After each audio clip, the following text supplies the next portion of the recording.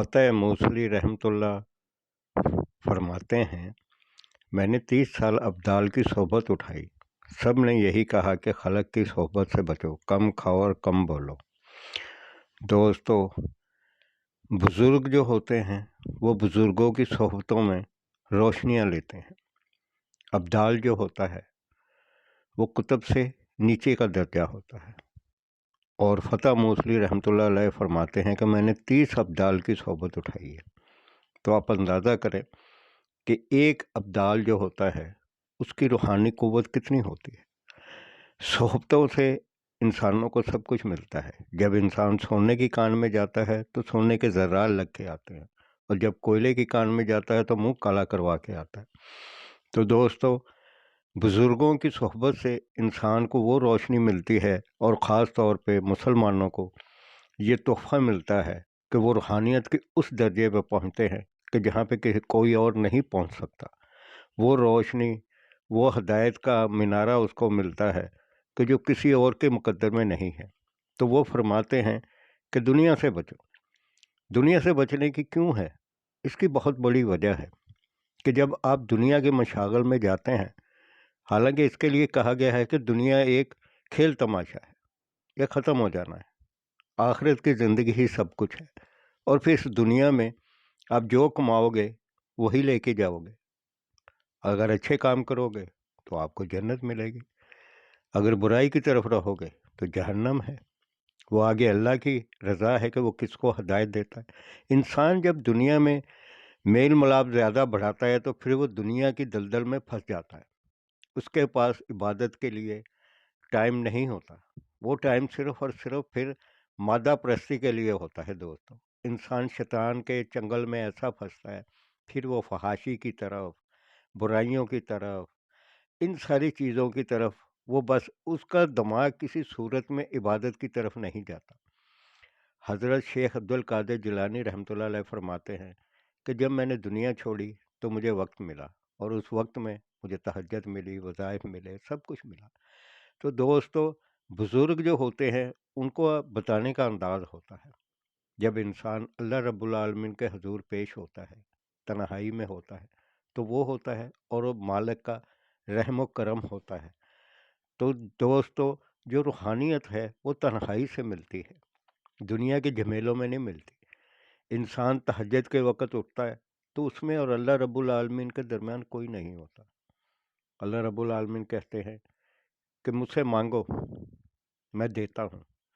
तो जिसको हदायत मिलती है वो फिर मांगता भी है, और फिर लेता भी है, और पाता भी है, और आखिरी ज़िंदगी के आखिरी सांस तक उसको फिर वो अनायतें मिलती रहती हैं। वज़ाइफ का तोहफ़ा मिलता है। अगर वो अपने गुनाह किए हैं, गुनाह पे नादम होता है, तौबा का तोहफ़ा मिलता है। तौबा को इसीलिए इबादत में मुक़द्दम किया गया है कि आखिरी सांस तक इसकी तौफ़ीक है। इंसान दिल में भी तौबा कर ले तो उसकी तौबा कबूल है आखिरी सांस तक, और तौबा से बड़ा कोई गुसल नहीं है। ये रूहानियत का मिराज है। इसी के ज़रिए आपको अल्लाह रब्बुल आलमीन नूर हदायत देते हैं, और अपनी रहमतों की आप पे बारिशें करते हैं। दोस्तों, तौबा बहुत बड़ा तोहफ़ा है। इतना बड़ा तोहफ़ा मुसलमानों को और कोई नहीं मिला। जब इंसान नादम हो के अल्लाह रब्बुल आलमीन के हजूर अपने आंसू बहाता है, तो दोस्तों वो अल्लाह को बड़े पसंद है, और जो चीज़ अल्लाह को पसंद है तो उसकी अनायत भी उसी पे होती है। तो दोस्तों, एक बात याद रखें, ज़िंदगी है, इसमें ऊंच नीच आती है, मायूसियाँ आती हैं। हालांकि मायूसी कुफर है, शैतान बहकावे देता है, वसवसे डालता है, लेकिन हमें सब चीज़ों की तालीम दी गई है, दीन इस्लाम के ज़रिए दी गई है, और कुरान पाक आखिरत तक के लिए, आखिरी क़यामत तक के लिए हमारे लिए नूर हदायत है। दोस्तों, तो जब नादम हो तो उसका आपको तोहफ़ा भी मिलता है। दोस्तों, ये बहुत बड़ी अनायत है इंसानों के लिए। तौबा तौबा एक ऐसा तोहफ़ा है मुसलमानों के लिए कि ये इंसान के सारे गुनाह माफ़ कर देता है, और उसके बदले में देखें इनाम मिलता है। एक तो गलती की, अगर उस पे नादम हो गए तो आपको फिर उससे ज़्यादा इनाम मिलेगा। तन्हाई एक ऐसी चीज़ है दोस्तों जहाँ पे इंसान को अल्लाह की इबादत का मौका मिलता है। उसकी रूहानी जो सलाहियतें होती हैं वो उरूज पे पहुँचती है। इंसान को, और देख लें, लोग बहुत कुछ करते हैं, کہ دماغی ایکسرسائزیں کریں، فلانا کریں، اس میں کچھ بھی نہیں ہے دوستوں، یہ تو اللہ کی دین ہے۔ آپ جتنی بھی ایکسرسائزیں کر لیں کچھ بھی نہیں ہونا۔ میں اپنے تجربے کے طور پہ کہتا ہوں کہ انسان کے دماغ کی کھڑکیاں اللہ رب العالمین کھولتا ہے، وہ روشنی، وہ نور، وہ ہدایت اللہ رب العالمین کی عطا ہے۔ آپ جتنی مرضی کی ایکسرسائز کریں، جتنا مرضی، جی یہ بڑا ذہین ہے، تو بھائی جب ناکامی آتی ہے اس کی ذہانت کہاں چلی جاتی ہے؟ یہ تو اللہ رب العالمین کی دین ہے۔ ہاں، آپ محنت کرو، آپ وظائف کرو، آپ اللہ رب العالمین کے حضور پیش ہو، اس سے مانگو، اس کی عطا ہے، وہ جس کو نوازے۔ آپ صلی اللہ علیہ وسلم نے ساری حیات مبارکہ ہمیں راہ ہدایت دی ہے۔ آپ یہ دیکھیں، غار حرا میں نبوت سے پہلے آپ جایا کرتے تھے، تو دیکھیں نا، رابطہ ہے، ہمیں بھی بتایا گیا ہے کہ تنہائی، لوگوں کے ہجوم میں جاؤ گے برائیاں لو گے، اچھائی کے لیے جا سکتے ہو تو جاؤ، بہت اچھی بات ہے۔ اور پھر جو نور ہدایت ہے وہ آپ کو قرآن پاک سے ملنا ہے، آپ اس میں غور کرو۔ بار بار تحقیق کا لفظ آیا ہے تو آپ تحقیق کرو۔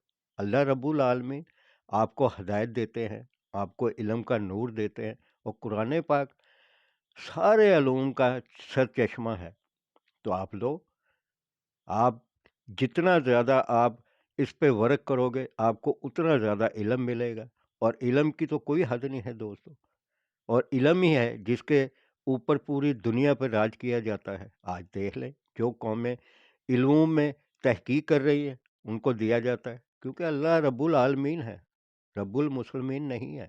جو لے گا اس کو ملے گا، اور تنہائی میں ہی آپ کو علم ملتا ہے دوستو۔ جتنا وقت آپ تنہائی میں دو گے اتنا آپ کو علم ملے گا۔ ہمارے بزرگوں نے پوری دنیا میں جو ڈنکے بجائے ہیں تو وہ دیکھے وہ کتنی محنت کرتے تھے، روحانیت کے ساتھ ساتھ ان کا نظریہ کہاں تک گیا ہے۔ اور پھر یہ جو کہا گیا ہے کہ کم کھاؤ، دوستو کم کھانے سے دماغ کام کرتا ہے، جن کا میٹابولک سسٹم صحیح ہوتا ہے وہ فٹ ہوتے ہیں، انہی کے دماغ کام کرتے ہیں۔ اور زیادہ کھانے والوں کو صرف ایک ہوس ہوتی ہے، پیٹ بھرنا، نہ ان کا دماغ کام کرتا ہے، نہ ان کا کوئی بھی سوچے ان کی نہیں ہوتی سوائے کھانے کے۔ اور پھر عذاب، وہ وجود ان کا، وہ دنیا کے لیے عذاب بن جاتا ہے، اپنے آپ کے لیے عذاب ہے، وہ کچھ کرنے کے قابل نہیں ہوتا، بیماریاں ہر چیز اس کے گھیرے رہتی ہیں۔ تو یہ حکمت کا نقطہ ہے کہ آپ نے اگر علم لینا ہے، آپ نے ترقی کرنی ہے، تو آپ کو کم کھانا ہے دوستو۔ زیادہ کھانے سے بسیار خوری جو ہوتی ہے وہ سب سے بڑا عذاب ہے۔ موٹاپا جو ہے وہ آپ کو جینے نہیں دیتا، اس سے بڑے بڑے امراض ہوتے ہیں۔ آپ نے کیا کام کرنا ہے؟ آپ اپنی بیماریوں سے بچو گے تو آپ کچھ کر پاؤ گے۔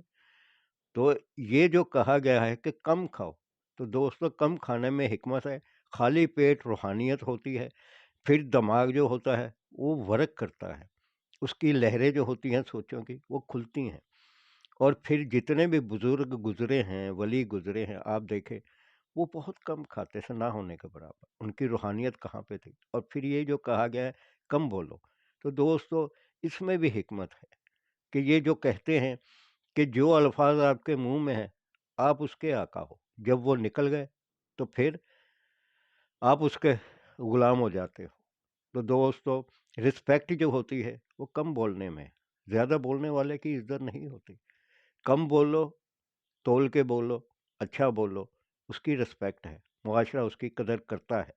اور جو بتونی ہوتا ہے اس کی تو سارے کانوں پہ ہاتھ رکھ کے نکلتے ہیں، وہاں پہ عقل کہاں آ جاتی ہے، ان کی باتوں پہ کوئی توجہ نہیں رکھتا۔ اور معاشرے میں رہنے کے لیے دوستو سب سے زیادہ جو ضروری چیز ہوتی ہے وہ رسپیکٹ ہوتی ہے، بغیر عزت کے معاشرے میں نہیں رہا جاتا۔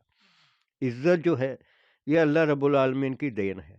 تو یہ جو کہا گیا ہے کہ آپ قبروں پہ جاؤ اور وہاں سے جا کے عبرت پکڑو، کیونکہ آپ نے جانا ہے، آخر جانا ہے نا۔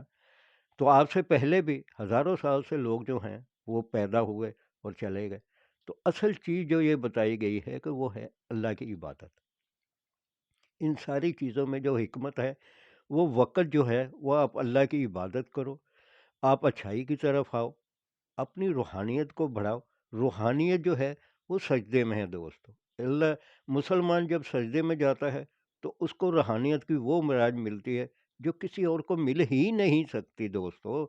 تو پھر دوستو اس ویڈیو سے اگر کسی کو فائدہ ہو تو وہ اس کو لائک کرے، شیئر کرے، اور سبسکرائب کریں اور وائرل ضرور کریں پھر۔